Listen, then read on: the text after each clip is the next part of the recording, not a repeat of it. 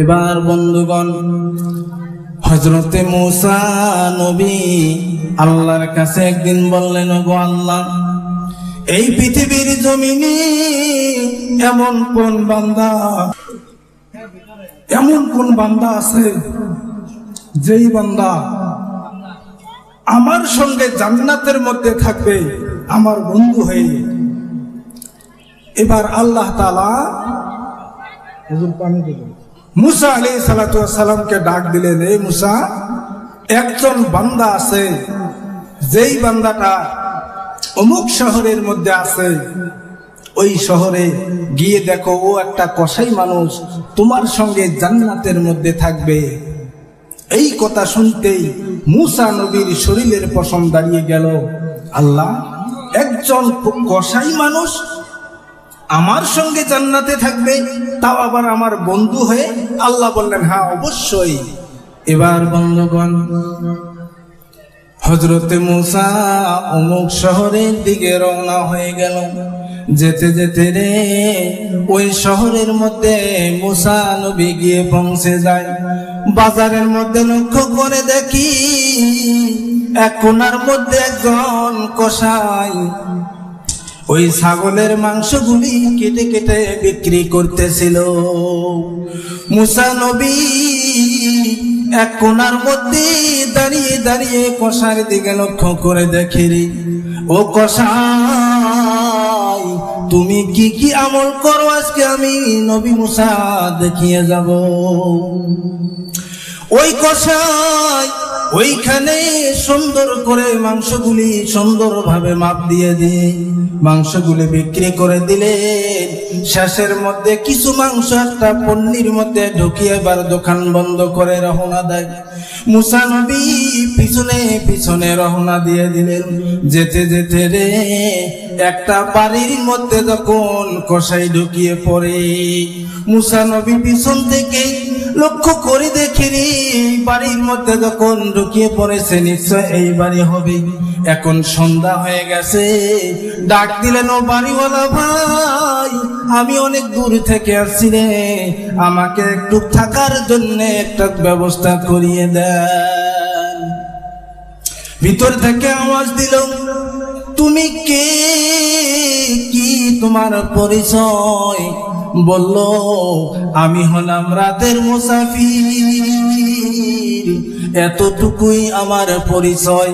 অনেক দূর থেকে আসি, আমার শরীর খানা ক্লান্ত হয়ে গেছে।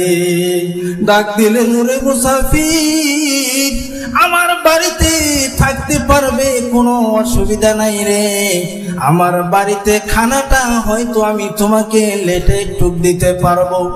এবার মূসা নবী বললেন, আমার কোনো ধরনের অসুবিধা নাই। এবার ভিতরে ঢুকে পড়লেন, মূসা নবীকে জায়গা করে দিল।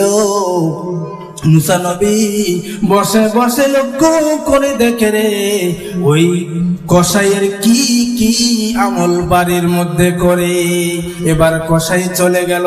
ওই কোণার মধ্যে একটা রুম ছিল, ওই রুমের মধ্যে গিয়ে রে ছোট্ট একটা চোখের মধ্যে একটা বৃদ্ধ মানুষ শুয়ে আছে রে, শরীরটা কাবু হয়ে গেছে রে।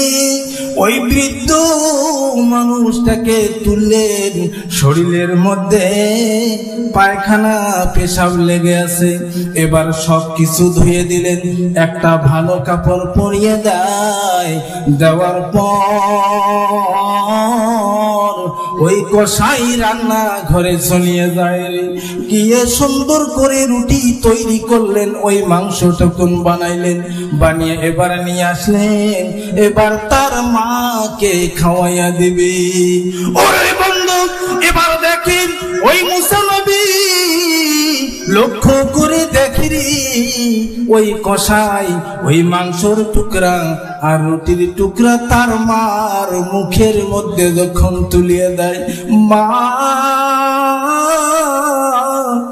ওই মাংস আর রুটির টুকরা গুলি খেয়ে খেয়ে খানা শেষ হয়ে গেল। তার মুখখানা মুছিয়ে দেয়, যায়। এবার ওই কসাইয়ের মা দুই হাত তুলে আল্লাহর কাছে দোয়া করতে লাগলেন, আল্লাহ